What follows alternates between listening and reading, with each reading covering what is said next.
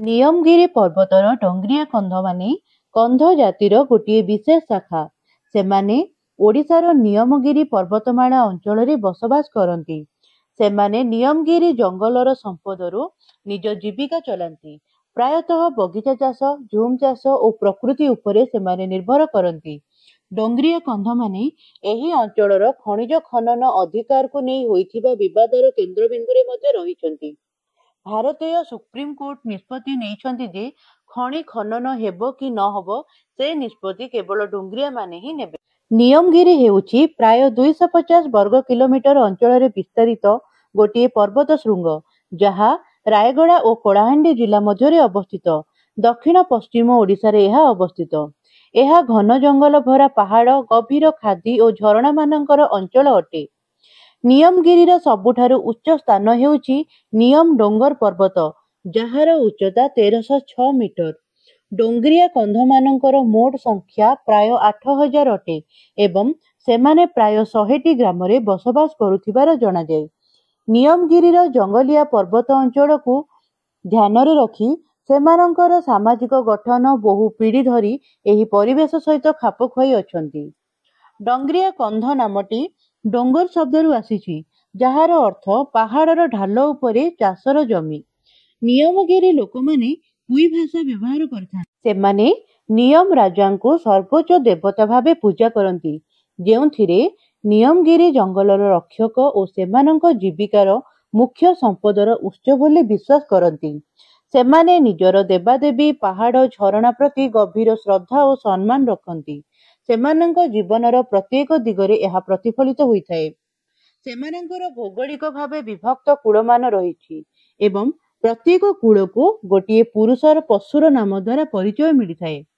ଏହି ପ୍ରଣାଳୀ ଡଙ୍ଗରିଆ କନ୍ଧମାନଙ୍କର କୂଳ ବିଭାଗକୁ ନିର୍ଦ୍ଦେଶ କରିଥାଏ, ଯାହା ଆମେରିକାର ନେଟିଭ ଆମେରିକାନଙ୍କ କୂଳ ବିଭାଗ ସହ ପ୍ରାୟ ସମାନ। ନିୟମଗିରି ପର୍ବତମାଳାରେ କନ୍ଧମାନଙ୍କର 36ଟି ସ୍ପଷ୍ଟ କୂଳ ଚିହ୍ନିତ ଅଛି। ପ୍ରତ୍ୟେକ କୂଳର ନିଜସ୍ୱ ପାୱାର ଥାଏ। ଡଙ୍ଗରିଆ କନ୍ଧମାନେ ନିଜ କୂଳ ବିସ୍ତାରରେ 300ରୁ ଅଧିକ ଗାଁ ତିଆରି କରିଛନ୍ତି, ଯାହା ସ୍ଥାୟୀ ନଥାଏ ବୋଲି ଜଣାଯାଏ। ପୋଡୁ ଚାଷ କରିଥାନ୍ତି। ଏହି ଚାଷ ପ୍ରଣାଳୀରେ ଗୋଟିଏ ଜମି ଚାଷ କରନ୍ତି ଓ ପରେ ତାକୁ ଛାଡ଼ି ନୂଆ ଜମିକୁ ଚାଲିଯାଆନ୍ତି। ଡଙ୍ଗରିଆ କନ୍ଧମାନଙ୍କର ସାମାଜିକ ରାଜନୈତିକ ସର୍ବୋଚ୍ଚ ଶାସନ ସଂସ୍ଥାକୁ କୁଟୁମ୍ବ ବୋଲି କୁହାଯାଏ। ଏହି କୁଟୁମ୍ବକୁ ଦୁଇ ଭାଗରେ ବିଭକ୍ତ କରାଯାଇଛି: କୁଦା କୁଟୁମ୍ବ, ଯାହା କୂଳସ୍ଥଳରେ କାମ କରେ, ନ୍ୟାୟ କୁଟୁମ୍ବ, ଯାହା ଗାଁ ବସତି ସ୍ତରରେ କାମ କରିଥାଏ, ଏବଂ ଯେଉଁମାନେ ଧାର୍ମିକ କାର୍ଯ୍ୟ ସମ୍ଭାଳନ୍ତି ସେମାନେ ହେଲେ ଜଣି, ପୂଜାରୀ, ବିଷମାଝୀ ଏବଂ ମଣ୍ଡଳ। ଡଙ୍ଗରିଆ ଲୋକମାନେ ନିଜର ଗହଣା, ଟାଟୁ ଏବଂ ଅଲଗା କେଶଶୈଳୀ ପାଇଁ ପରିଚିତ। ସେଠାରେ ମହିଳାମାନେ କାନରେ ଅନେକ ଖିଳି ପିନ୍ଧନ୍ତି ଏବଂ ନାକରେ 3ଟି ନଥ ପିନ୍ଧନ୍ତି। ପୁରୁଷ ଛୁଆମାନେ 2ଟି ନାକର ରିଙ୍ଗ ଏବଂ ଡଙ୍ଗରିଆ ଝିଅମାନେ କେଶରେ ବିଭିନ୍ନ କ୍ଲିପ୍, ଗଳାରେ ମାଳା, ଚୁଡ଼ି ଏବଂ ମଣିମାଣିକ୍ୟ ଧାରଣ କରିଥାନ୍ତି।